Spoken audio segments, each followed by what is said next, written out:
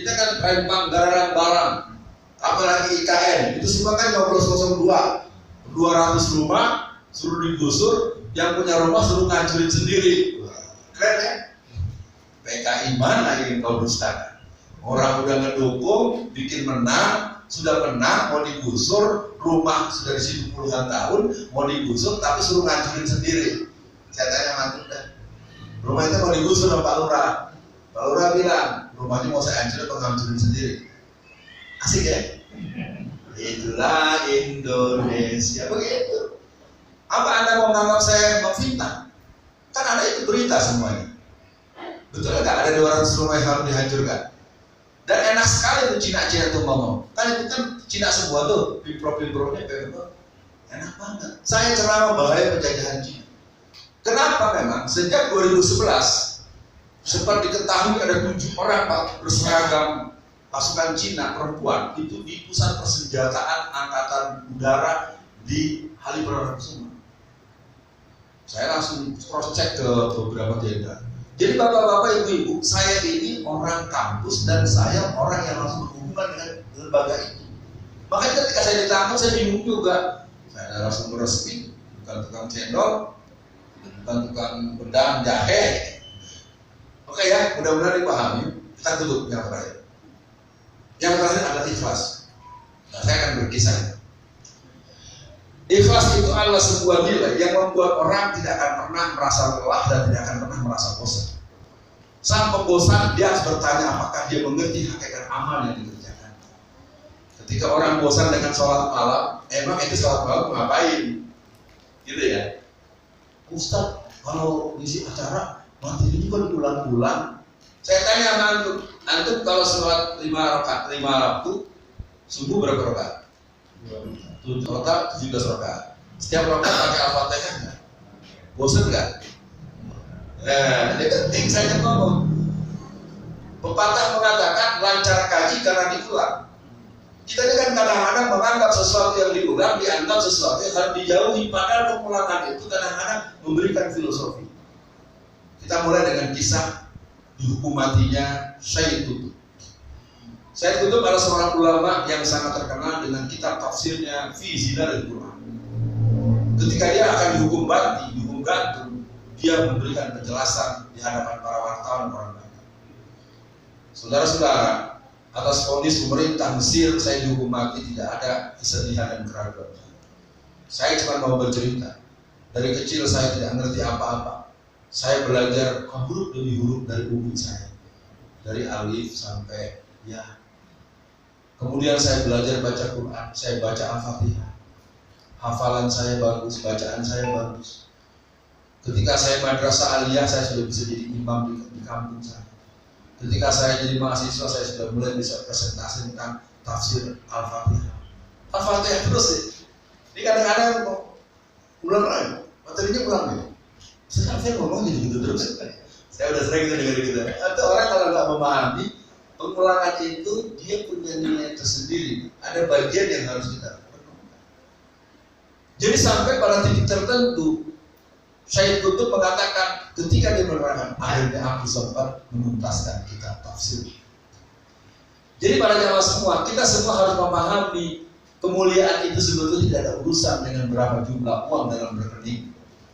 Kemuliaan itu tidak ada urusan dengan gedung rumah mewah yang kamu butuh. Karena hal itu bisa menjadi hal yang menyertai kamu. Karena orang yang tidak seperti itu sesungguhnya juga tidak ada persoalan ketika dia mati. Tentu punya mobil 2. Emang bisa dibawa dua-duanya? Makanya tentu punya baju 100. Emang mau pakai baju sekali 3? Orang-orang gila loh.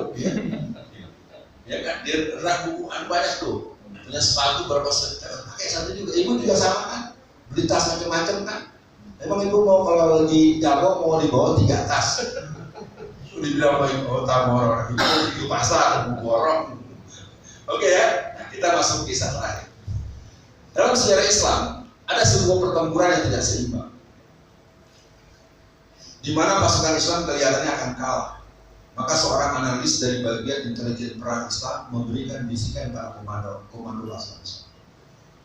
Panglima, kalau Anda hadapi dengan cara ini terus, Anda akan kalah. Maka Anda harus cari jalan. Kan kalau perang-perang klasik itu dia kan pakai apa namanya, gedung-gedung tinggi ya. Kalau kita nonton Ben Hur atau ya kan perang klasik. Jadi kata konsultan militernya, ini harus ada yang masuk ke dalam dan membuka gerbang dari dalam. Kan kalau zaman dulu tuh saya kan tahun 60-an 70-an rumah saya Pak ini pakai ini. Nah, pintu tuh gitu, ya Pak ya. Nah, gitu kan ya. Nah, gitu. Dikumpulkan pasukan-pasukan khususnya. Saudara-saudara, kita punya ikhtiar untuk membuka gerbang musuh dari dalam supaya pasukan mana yang di atas, pasukan macam-macam itu jangan sampai terus-menerus membunuh pasukan kita. Agar tidak ada yang masuk ke tengah, biar kita bisa masuk dari perut gedung. Siapa yang bisa membuka gerbang dari dalam, saya akan siapkan hadiah sesuai dengan yang dia mau. Mau perempuan, mau uang, maksud perempuan itu mau dikasih istri maksudnya. Pokoknya ditawarkan macam-macam. Pertempuran jalan terus, tahu-tahu terdengar bunyi berderak. Allahu Akbar. Ternyata pintu terbuka, karena arahannya kan pasukannya masuk ke dalam tengah. Nah pasukan yang di atas kan lihatnya begini, tentu masuk ke dalam. Ringkasnya menangkap pasukan Islam dalam babak. Tibalah saatnya pembagian hadiah. Pasukan-pasukan semua dikumpulkan, ditanyakan, saudara-saudara, alhamdulillah ya Allahu Akbar, kita sudah menang. Saatnya saya akan membagikan hadiah. Siapa yang tadi membuka grendel pintu atau palang pintu itu? Berulang-ulang komandan itu memanggil, tidak ada yang mau.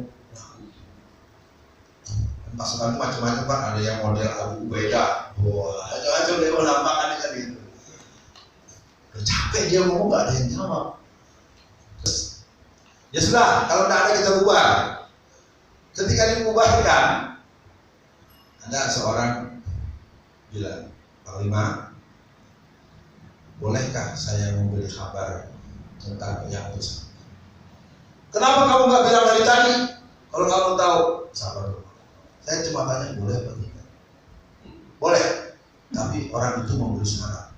Apa syarat? Syaratnya orang itu tidak boleh diberi hadiah, dan yang kedua tidak boleh diberitahu pada orang banyak. Kok kamu bisa ngomong begitu? Langsung dia pegang, saya orang. Jadi ini teman-teman semua, kalau kita mau memahami kekuatan perjuangan Islam di seluruh daerah, itu kekuatannya ada para ulama-ulama lagi. Anda tahu, tanah Jawa ini tanah yang sangat legendaris. Pangeran Diponegoro membuat Belanda babak belur sampai 5-10 tahun anggaran APBN Belanda untuk hanya meladeni perang Jawa. Ya, di Bapak ini harus bangga di orang Jawa. Cuma bagaimana sekarang Jawa yang jihad ada di mana?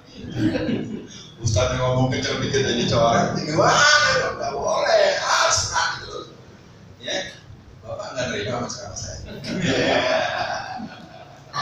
Nah, Bapak Ibu sekalian, mungkin agak bertambah waktu sedikit. Saya ingin katakan, semoga malam ini Allah bukakan hati kita, Allah jernihkan pikiran kita. Jangan masukkan rasa takut terlalu jauh. Bohong kalau orang tak pernah punya rasa takut. Bohong orang tak punya rasa ragu. Tapi pastilah Allah punya cara untuk menolong kita. Allah punya cara untuk memudahkan kita.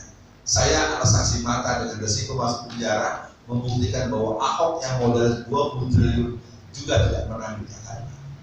Ya, karena saya anak Betawi, Habib Rizik anak Betawi, lantahin dulu mayat saya untuk bisa Jakarta dipimpin sama Cina kafir. Kita kerja, yang paling paten itu ulama Madura namanya Basra. Perempuan ada namanya Nurdiati Akma yang orasinya bagus tuh kalau nonton, ada Nurdiati Akma. Yang kemarin di depan DPR itu ibu-ibu nenek tua itu dia tuh keren itu. Jadi lengkap. Ada Ustadz Bahtiar Nasir, ada Habib Rizik segala macam. Saya bagian cabut pentil. Mesti nggak cabut pentil.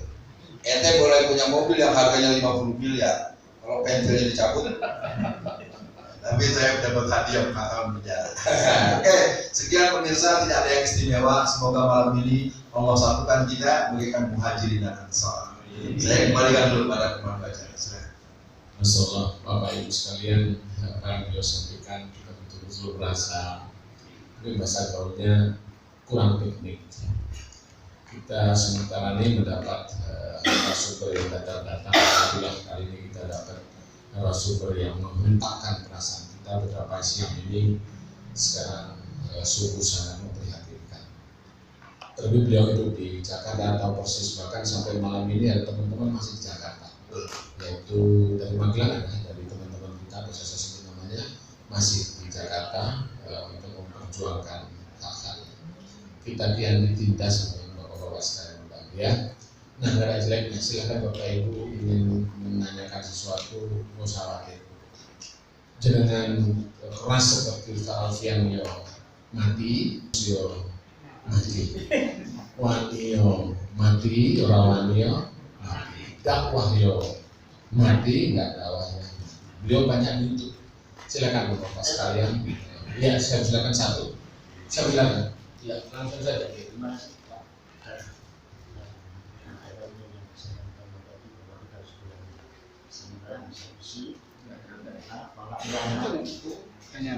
Menjawabkannya jadi kok mas supaya kedengaran mas kedengaran masuk TV kalau nanti dicari gampang maksudnya nyari kita gitu sana lah kenapa kita tanya ini. Terima kasih. Assalamualaikum warahmatullahi wabarakatuh. Saya minta mohon masih 7 Bapak yang sangat saya terima berkaitan dengan yang Bapak utarakan tadi, satu kesadaran kemudian ulama kita berperan dalam masa-masa transisi ini. Terus yang saya mengingatkan ketika Ustaz mengajak untuk beliau dengarkan, ada di satu sisi Ustaz yang membela tadi tanda kutip 02, sama-sama mereka merayakan Allah Akbar. Dan nanti Allah Akbar yang mana yang saya laksanakan kita aja. Terima kasih. Wassalamualaikum warahmatullahi wabarakatuh. Ya, saya coba jawab. Posisinya sebetulnya tidak terlalu perlu dipersoalkan. Yang jelas dalam kuncinya kalau kitab Arba'in mengatakan innamal a'malu binniyat. Dalam teori kebenaran, pelajari kebenaran dari sumber yang benar dengan cara yang benar dengan tujuan yang benar untuk menegakkan kebenaran. Maka kamu tahu siapa yang salah. Sebenarnya kita nggak perlu terlalu ribut-ribut. Ini kan ribut-ribut karena dibolak-balik. Kalau yang ini kan miskin, mobilnya jelek. Kalau ini kan dijaga, dikawal, ini aja. Sama dengan kalau ibu, katakanlah kalau sekarang terlalu mepet, mungkin 2 bulan lalu ibu sudah beli kain karena ibu pandai menjahit, lalu ibu punya alat meteran untuk mengukur kain. Kalau ibu sudah mengukur kain untuk menjahit atau bapak yang juga bisa menjahit, nanti kalau udah diukur kain itu yang diikutin kainnya apa meterannya. Selesai Pak. Jadi sebetulnya pertanyaan bapak itu menjadi tidak terlalu harus digelisahkan. Kita nggak usah, saya nggak usah merasa benar juga. Tinggal lihat aja. Makanya rumusnya harus jelas. Kalau niatnya benar, caranya benar, tujuannya benar, prosesnya benar, orang nggak tahu. Yang ini persoalan orang nggak boleh mendengar kebenaran. Sekarang ada ijazahnya, ada di mana tuh yang namanya Jokowi? Kalau memang punya tunjukin aja, nggak usah nangkep orang. Si Gibran betul nggak punya ijazah SMA, orang 5 sampai SMA kelas 2. Kenapa ketika ngomong begitu lalu Bapak marah, saya nggak boleh ngomong? Apa alasan Bapak melarang saya ngomong? Bukan benar Pak, ini cuma buat gaya-gaya doang. Ya, ini kan lucu ya Pak ya. Maksudnya kita harus jujur. Kenapa ketika Nurul Komar, seorang pelawak, ketahuan ijazahnya palsu, di penjara? Jadi kalau orang punya kesalahan yang sama, siapapun pelakunya, jangan pernah takut kalau nanti Jokowi masuk penjara. Masalahnya apa? Biasa aja kali. Nah, kalau Jokowi di penjara, masalahnya apa? Ya kalau saya aja nggak punya masalah di penjara, apalagi punya masalah, masuk tuh kan. Jadi sebetulnya kalau Bapak nggak terima, banyak yang tercengang-cengang gitu. Makanya sekali lagi Alhamdulillah, saya terus terang, saya jujur kan. Saya ini kan jadi guru sudah. Saya melihat dari aura dan sorot mata bapak-bapak di sini ada orang-orang yang ternyata siap untuk menerima kebenaran. Ya, saya belajar psikologi dan saya materi saya itu mata kuliah ilmu teori kepribadian, psikologi kepribadian segala macam. Jadi segala termasuk abang ini. Ini orang Melayu ini sama gitu ya. Ngomongnya kesannya galak tapi orangnya baik.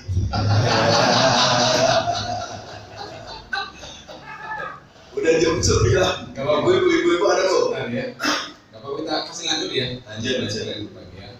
Karena ini termasuk langkah. Tapi mudah-mudahan jangan pertama dan terakhir. Oh iya. Nanti Tergantung pengurus masjid. salah. Baik Bapak Ibu, kita memang harus jangan disimpan benak kita. Kalau kita punya undang-undang disimpan, nanti jadikan stres terus stroke kemudian mati. Makanya tanyakan saja, mumpung beliau tahu. Beliau bergaul dengan orang jenderal-jenderal sana. Dan alhamdulillah beliau sudah mengalami betapa indahnya sejarah. Saya ikuti di TV bagaimana beliau, saya juga agak prihatin, Masya Allah. Tapi alhamdulillah insya Allah nanti gantinya di jannah. Amin. Silakan. Siapa yang mau dia silakan. Sambil diminum Bapak. Kalau kurang akuannya kayak gini, panas di suasana. Assalamualaikum warahmatullahi wabarakatuh. Iya, Pak. Ustaz dan kami hormati, alhamdulillah pada malam ini bisa ditemukan dengan Ustaz yang sangat peduli kepada perjuangan Islam, walaupun beliau ada di dalamnya, tapi suaranya bisa menampung juga keinginan dari kekuatan Islam. Kalau saya pelajari atau saya amati bahwa Bapak Murad Islam ini kalau mempelajari ilmu agama Islam secara detail, akhirnya kok seperti merasa ketakutan dengan ajarannya sendiri. Kok seperti ini? Misalnya, pemerintahan ini, sebenarnya kita kan takut melihat ajaran-ajaran kita sendiri. Di samping itu juga kelemahan kita ini adalah ketika ada kekompakan, apalagi dalam politik. Kalau dalam berbeda, oke lah kita ada aliran, tapi dalam politik, kenapa kita tidak cakupan untuk perjuangan Islam sendiri?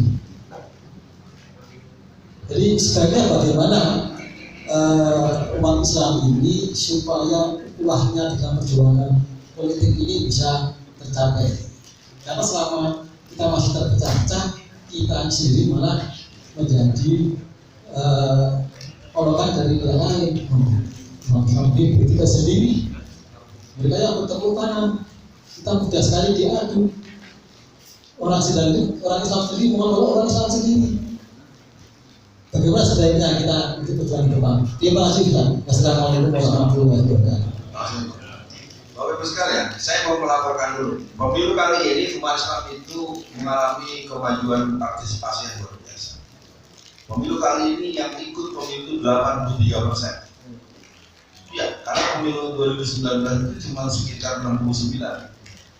Jadi saya ingin kabarkan dulu, saya memang orang yang dekat-dekat saya, sebelah istri saya. Istri saya itu mendapuk diri sebagai koki kuliner. Jadi kalau Anda ke Solo, Anda akan berjumpa dengan bakso Solo, Anda ketemu dengan ayam goreng Kartini, Anda akan berjumpa dengan bakso Kadipolo, itu urusan istri saya. Urusan saya adalah urusan koki politik. Ya, jadi kita bagi tugas, dia koki kuliner, saya koki politik. Jadi artinya buat ibu-ibu bapak semua. Jadi pada hari ini perbincangan kita sedang akan mengarah kepada sebuah rekonstruksi. Kebetulan untuk edisi bulan Mei kita akan ada pendidikan politik angkatan ke-13. Paling tidak saya mengkabarkan dalam bentuk jawaban secara konseptual. Kita biasanya menyiapkan sekitar 12 jam. Ya, ini adalah angkatan ke-13, kelas besar. Ya, jadi ini memang sudah saya siapkan untuk menyongsong pilkada nanti, sehingga di Jawa Tengah 35 kota kabupaten gubernurnya tentu satu, kita berusaha untuk masuk agar siapapun yang jadi dia punya tingkat familiarisasi kepada umat Islam. Jadi saya katakan pada Bapak dan Ibu sekalian, sepulang dari penjara tanggal 10 bulan Oktober 2019 sampai hari ini saya memasuki tahun kelima, mendatangi semua titik-titik umat dengan bertanggung. Dan sekali lagi terima kasih pada Mas Didik, ini adalah orang yang mungil tapi lincah. Pak Didik inilah yang mengatur jadwal saya selama di Jawa Tengah, Magelang dan segala macam. Jadi ibu-ibu dan dari Bapak yang barusan menyampaikan pendapatnya, sebetulnya memang suasana ini nggak sempat dikondisikan. Kenapa kita mesti berbeda? Dan terus terang, basic saya ini P3, saya Partai Persatuan Pembangunan. Tahun 82 saya ikut-ikutan, 84 saya terus mulai ikut betulan, saya pengurus bawah segala macam, dan saya 4 kali nyalek gagal terus.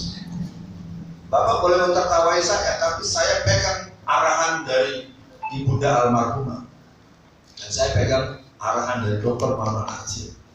Apa kata ibu saya? Jangan pernah menang dengan cara curang. Apa kata Dr. Muhammad Nasir? Biarlah kalah, jangan masalah. Nah, dua doktrin itu terkesan terlalu idealis, tetapi saya punya pengalaman akhirnya bisa membangun. Contoh kecil, di tempat saya tinggal ada seorang tentara, tahun 80-an orang pasti akan mengerti. Tidak ada yang berani melawan dengan tentara, betul nggak? Tentara di RT, tentara di wali kota, apapun tentara. Tapi di rumah saya tahun 1988 itu tentara sudah beli rumah 2 jadikan 1. Warga diajak rekreasi pakai bus yang nyawanya mungkin 9 juta. Ibu saya bilang, Alfian, ini si bapak ini pengen jadi RT. Ya udah biarin. Kebetulan saya pegang buku mentoring ITB, ya, kepemimpinan dalam Islam. Jadi dibuat kriteria pemimpin yang tidak boleh dipilih oleh umat Islam. Jadi saya punya pengalaman Pak, mungkin dengan cerita saya ini jadi nanti semangat, dan saya ada di Jawa Tengah.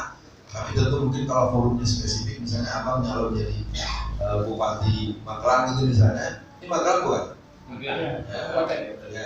Nanti kalau ada tim khusus, kalau memang mau ada yang maju, boleh temui saya, syaratnya 2. Saya jangan dibayar, tapi saya akan punya resep. Kalau resep saya nggak dipakai, saya minta bayaran. Oh iya dong, enak aja loh, udah gratis, boleh bikin. Kan saya ini kan montir politik, saya punya pengalaman. Anda boleh telusuri, ketua RW di Pamulang itu seorang pendeta, untuk jadi RW dia keluar hampir 400 juta. Anak-anak dibeliin bola, ibu-ibu dibeliin macam-macam. Pas pemilihan suaranya cuma 7. Saya ini adalah montir politik, beneran. Saya punya pengalaman dari bawah. Di Tangerang tahun 98 itu ada wali kota namanya Jakaria Mahmud dari Cirebon. Kalau Bapak Ibu telusuri, boleh di searching di internet. Dia adalah wali kota terkaya di Jawa Barat, karena waktu itu Banten belum ada. Banten itu kan baru diresmikan tanggal 4 bulan Oktober tahun 2000. Tahun 98 masih Jawa Barat. Jakaria Mahmud itu adalah seorang wali kota yang terkaya se-Indonesia. Kenapa? Setiap rapat dia menggunakan pesawat pribadi. Dia menikahkan anaknya di Mekah dengan undangan 1000 undangan. Kalau 1000 undangan yang hadir minimal 2000 kan suami istri kan. Anda bayangin nikahin anak di Mekah itu berapa ratus, berapa puluh miliar kan? Ya itu sendiri dah ya. Lalu ada kawan saya bikin namanya FPJ, Forum Penyelamatan Anak. Mereka tanya, Ustaz, gimana? Ini wali kota nggak boleh 2 periode. Wah berat nih zaman sekarang masyarakat menurut saya. Lu serius? Oke, jalan. Jadi kita mulai demonstrasi pertama tanggal 1 Juni 1998. Cuma 42 orang. Bisa dibayangkan kekuasaan penguasa Big Jaya didemo oleh 42 orang. Kita jadi bahan tertawaan. Saya bilang teman-teman, habis demo kita evaluasi. Pekan depan kita demo lagi 95 orang. Ini wali kota kuping mulai panas nih, baru. Ini si Alfian banyak nih. Akhirnya pekan ketiga dia undang dari 13 kecamatan, 105 kelurahan, setiap orang yang ada dibayar Rp175.000. Itu tahun 98. Kalau sekarang ekivalennya dengan berapa? 500.000 lah ya. Atau 300 orang lebih. Nah, setelah itu kita demo lagi. Saya ingin cerita buat bapak-bapak. Manjada wajada. Itu kalau doktrin anak saya itu benar. Jadi akhirnya si Jakaria Mahmud itu sampai dia mati, dia tidak bisa menjadi wali kota yang kedua kali. Kenapa? Karena demonstrasi yang saya gelontorkan dengan izin Allah itu dari 4295. Nah, memang agak ngeri. Saya diundang ke Hotel Sheraton. Dia dengan tentara, dengan polisi, dengan satpol PP, dan besar-besar. Saya ini kan orang Melayu, biasa patah tahbilti, biasa logika. Makanya kalau Indonesia itu mesti ada orang Jawa, ada orang Padang. Ya. Ada Soekarno, ada Hatta. Jadi saya datang tempat makanan mewah. Saudara Alfian, Anda jangan membangunkan macan tidur. Boleh juga Pak, begitu nama wali kota aktif. ibadah nasi sebungkus, nggak makan mati gitu. Pas wali kota bilang saya sedang jadi saya ini adalah macan tidur. Kalau seorang pemburu akan membawa senapan atau panah. Kalau macannya bangun dari tidurnya supaya jangan terlambat, saya tembak kepala. Kuprak mejanya. Kamu nggak ngerti maksud saya? Karena saya ngerti, saya jawab gitu. Saya ngerti nih, nggak mungkin dia mukul. Kalau dia mukul, kena pasar. Nah, rupanya gara-gara perlawanan yang mengarah seperti begitu, malam-malam kita bubar. Anak-anak Satpol PP, anak Pancasila. Akhirnya kita pecah, kita bertiga, saya dengan bulan 1, bulan 2, saya kasih sebut nama karena beliau tokoh-tokoh dari masyarakat. Rupanya salah satu teman saya itu dikasih uang Pak, setupok. Karena kita baru merintis, biasa kalau merintis idealis. Kalau merintis idealis kan, Alfian, gue dapat duit segepok. Wah, saya bilang, gimana nih?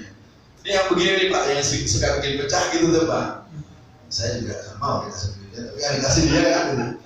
Dia nanya saya, gini, duitnya jangan buka ya. Pastikan amplopnya jangan buka. Oke, namanya kita baru di tingkat lokal kan. Jadi besok saya bilang apa sih Bulan, yuk kita kantor polisi. Jadi uang itu kita jadikan alat bukti. Kita bawa ke kantor polisi, wartawan kan banyak, diliput wartawan. Efek dari acara itu, nanti saya akan sampai kepada pertanyaan Bapak. Akhirnya Pak, kita jadi terkenal, jadi newsmaker. Jadi saya setiap hari itu wawancara TV terus, bayangin Pak, yang namanya masa, yang namanya duit dari pejabat-pejabat yang sakit hati, itu di bawah tempat tidur saya itu uang penuh. Tapi saya rahasiakan, saya bilang sama teman-teman, lu siap bawa, bukti jangan ngomong doang. Karena 100, 200, ada kan 5 orang, ini biasa kan kalau aksi-aksi masa gitu, sering ngomongnya gede, ngomongnya besar, orangnya nggak ada. Pembahasan Bapak akan bermula kepada kesadaran. Kepemimpinan itu tidak bisa dimunculkan secara instan. Dia harus lewat proses. Maka ketika saya didapuk menjadi koordinator fit and proper test untuk wali kota Tangerang, Bapak bisa bayangkan siapa saya?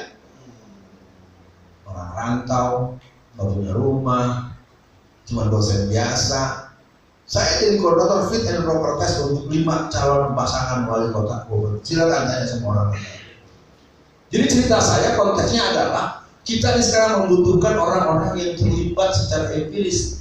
Dan keberadaan saya di Jawa Tengah kelihatannya tidak ada kata lain kecuali saya harus banyak belajar dari Jawa Tengah.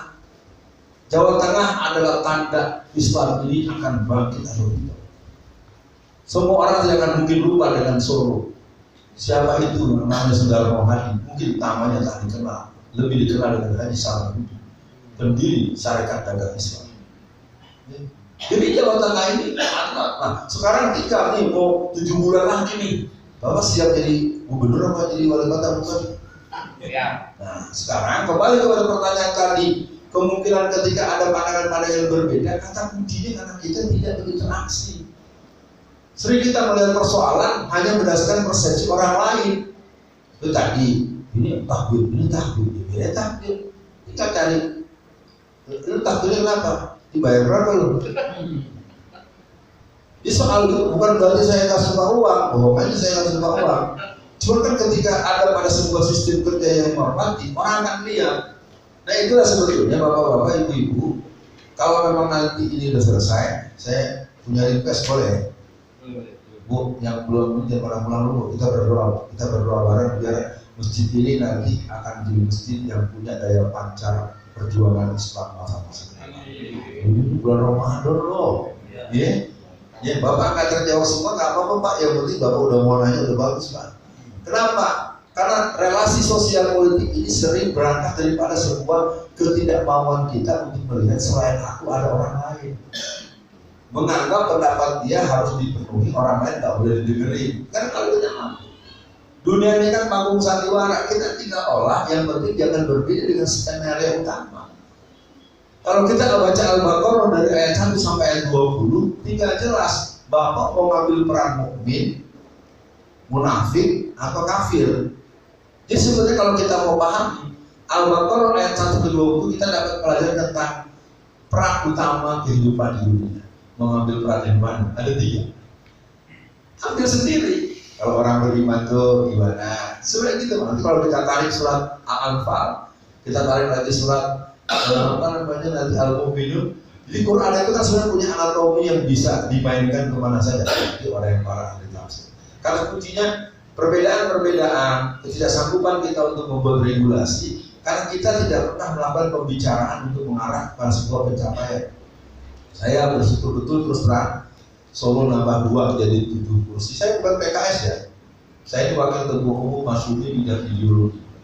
Ya, memang para yang tahu pantas. Saya bilang ideologi. Saya nggak pernah pakai logo-logo.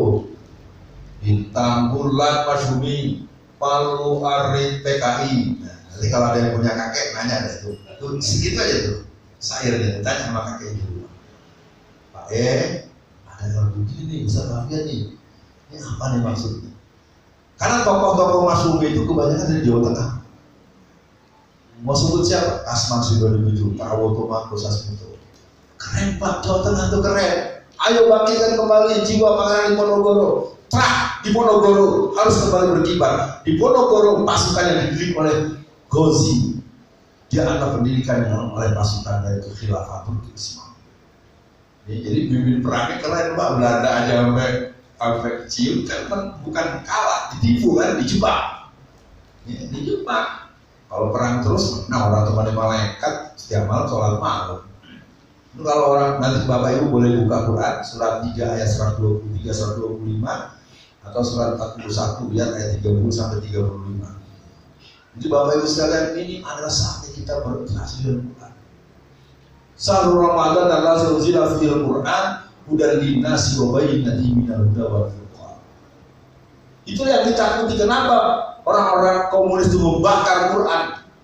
Kenapa Quran tidak boleh diterjemahkan? Coba saya ingat zaman saya kecil tahun 70-an. Lu ngaji aja ya, jangan baca terjemahannya. Terjemahan itu memang bukan tafsir, tapi terjemahan itu ditasbih oleh 12 orang. Ahli tafsir, ahli nahwu, ahli sorof, ahli mantek, ahli sejarah. Jadi terjemahan kita kasih terjemahan itu bukan dibuat sama tukang cendol. Ya, ini kadang-kadang kalau saya ingat Pak dulu waktu masa kecil ngaji aja ya, tapi jangan buka-buka terjemahan itu gaya Belanda Pak. Sehingga kita tidak tahu, wahai orang-orang yang beriman, jangan memilih pemimpin yang Kristen dan Yahudi. Suratnya apa? Surat Al-Maidah 51. Kata si Ahok, jangan mau dibohongi sama Al-Maidah 51. Kita bilang lagi di masjid, Bapak, kalau milih pemimpin terserah aja, Kristen juga nggak apa-apa. Ini yang pernah buahnya Ahok Bapak. Ada nggak di masyarakat yang bilang jangan bawa-bawa agama di wilayah itu orang Pak? Itu ada kelainan jiwa gitu. Kalau dia mengaku Islam, dia tidak cinta dengan Islam dan tidak mengenal Islam, dia bertanya ulang, Islamkah dia? Inna dina indallahi Islam. Agama yang diterima di sisi Allah hanyalah Islam. Ngerti kalau bahasa Indonesia? Agama yang diterima di sisi Allah hanya Islam. Berarti yang lain ya nggak usah dibahas, ngerti aja udah. Masa orang yang nggak diterima sama Allah lu pilih juga? Kalau dibilang goblok kan hati lagi. Agama yang diterima di sisi Allah hanyalah Islam. Berarti kalau memilih pemimpin harus yang Islam, bukan agamanya saja, tapi amalannya, pikirannya, kehidupannya, istrinya, cara jalannya, cara makannya. Tokoh Islam, pengurus masjid, makannya sambil diri, tangan kiri. Ada nggak ya? Terus pengurus masjid, jogging itu kemana-mana tuh pahanya. Laki-laki loh, laki-laki nggak boleh Pak. Aurat laki-laki itu pusat sampai lutut. Saya kadang-kadang kalau sedang berjalan kemana-mana berjumpa dengan pengurus masjid, saya malu. Ya Allah, itu celana dalamnya aku bercetak-cetak. Saya tegur, nanti tersinggung, nggak ditegur. Saya berpapasan. Ini sekarang bapak-bapak sebelum saya tutup, saya mau tanya, masih ada nggak yang istrinya belum pakai jilbab? Masih. Anak perempuannya yang SMA atau yang mahasiswa masih ada yang belum pakai jilbab? Masih ada. Bapak tahu nggak? Nggak pakai jilbab itu sama dengan nggak sholat. Kan belum tahu. Jadi ada yang santai-santai saja, istrinya nggak pakai jilbab, malah jalan kemana-mana. Gua dengerin kok. Barang siapa orang yang mengumbar auratnya, Nanti di hari akhirat Allah akan menyuruh penjaga neraka untuk meneteskan timah mendidih di bagian aurat yang diumbar kepada bukan murid yang mutafaq alaih. Kulukum ra'in wa kulukum mas'ulun an ra'iyatihi. Jadi Anda semua yang ada di masjid hari ini buka kembali surat An-Nur ayat 30 dan 31. Buka kembali surat Al-Ahzab ayat 59. Menutup aurat itu perintah Allah, hukumnya fardu ain. Ya? Masih ada yang nggak pakai jilbab deh. Jadi malu saja, jadi kayak apa saya salah ngomong ya? Nggak boleh pelan-pelan, jangan marah sama istrinya. Nah, ibu-ibu yang namanya pakai nutup aurat itu seluruh anggota tubuh kecuali muka dan telapak tangan. Jadi kalau ibu kemana-mana, kadang saya yang bingung itu kadang-kadang di perjalanan wudu, lepas jilbab depan umum. Saya pengen dulu bingung. Ya kan? Kita kan dosa juga ya Pak ya. Kadang-kadang kalau saya tak lewat capek juga ya. Gitu ya. Setannya lewat gitu ya. Kalau setan juga, awas setan jangan ganggu saya. Oke, kalau memang sudah, apakah Bapak Moderator mau menyimpulkan dulu sebelum kita berdoa? Alhamdulillah Bapak Ibu sekalian, kalau dituruti sebetulnya kita masih ingin terus. Tapi karena tentu keterbatasan kita, keterbatasan juga dalam Ramadan ini. Yang jelas Bapak Ibu, mari kita terus belajar, buka diri, jangan terlalu takut. Seperti yang tadi, kita berdakwah ya bakalan mati, tidak berdakwah ya bakalan mati, belajar mati, tidak belajar juga mati. Alhamdulillah saat Alfian mudah-mudahan suatu saat nanti kalau pas ke Jawa Tengah mampir lagi, kita perluas nanti kita perluas lagi jaringan kita. Bapak Ibu, harapan saya keluar dari sini Bapak Ibu harus gelisah. Jangan tenang-tenang saja. Dan nanti bukan terus mau perang atau apa, terus belajar. Kita banyak musuh kita, Bapak Ibu. Di sedikit Ustaz saya cerita, seberang ini kan kota Magelang. Jadi misalnya hanya sungai itu. Saya dan beberapa teman tidak itu. Juga sama Bapak. Salah satu informasi terkait dengan wali kota, ada utusan dari PDI, namanya mau saya sebut, dia anak buahnya OJ Kalipis dan menang di sini dengan merebut suara satu orang 4.500, dia habis 3 miliar lebih untuk itu, dan dia menjadi wali kota. Rencananya mau geser PKS karena wali kota kita ini sekarang PKS. Begitulah Bapak Ibu. Mengerinya dan maaf semua itu ngeri sekali. Dan bapaknya adalah PKI. Jadi Bapak Ibu, begitulah. Kalau kita diam saja, rapuk yang musuh-musuh rapuk apa ada itu ya popo. Mari Bapak Ibu, minimal doakan. Ini Pak Dr. Aziz sudah telepon saya bahwa kita mengatakan berapa Pak Maksudnya? Iya Mas, ini gajah yang mau masuk ke kota Magelang. Itu tak. Jadi memang ngeri Pak. Yang paling sedih memang warga kita itu dikasih duit di Lowanten. Kalau ceritanya sampai 500 tak. Satu orang dikasih 500. Kita selesaikan kembali dan kita akan pilih yang berhaluan Islam. Ya. Amin. Siap menang? Insyaallah. Nanti kita bahas rumusnya dan kita punya upaya untuk berbicara dari hati ke hati dengan pucuk pimpinan PKB. Karena koneksitas PKS dengan PKB ini akan berimplikasi luas. Ya, nanti saya akan temui beberapa karena saya punya basic dari P3. Sekali lagi Bapak Ibu, catat saya tidak tim sukses, saya bukan PKS, saya bukan PKB, saya partai yang tidak ikut pemilu karena tidak mau datang dan mencium tangan Gibran. Ya kan? Kan calon partai yang ketemu Gibran cium tangan jadi semua kan? Ya, saya nggak usah sebut lah partai apa, tidak sendiri aja. Ya. Fahri Hamzah Sono gitu kan ya. Udah itu fakta, nggak usah tersinggung. Sekali lagi Ibu, kita berdoa dulu semua. Mari kita rendahkan hati kita. Mari kita teruskan, kita jadikan masjid ini masjid yang orang akan menyadari datang ke masjid ini saya akan semakin bersyukur kepada Allah Subhanahu wa taala. Auzubillahi minasyaitonirrajim. Bismillahirrahmanirrahim. asyhadu an la ilaha illallah wa asyhadu anna Muhammadan abduhu wa rasuluh. Allahumma sholli ala Muhammad wa ala ali Muhammad. Allahumma inna nas'aluka salamatan fid din wa aziyadatan fil ilmi wa barakatan fil rizqi wa taubatan qoblal maut wa maghfiratan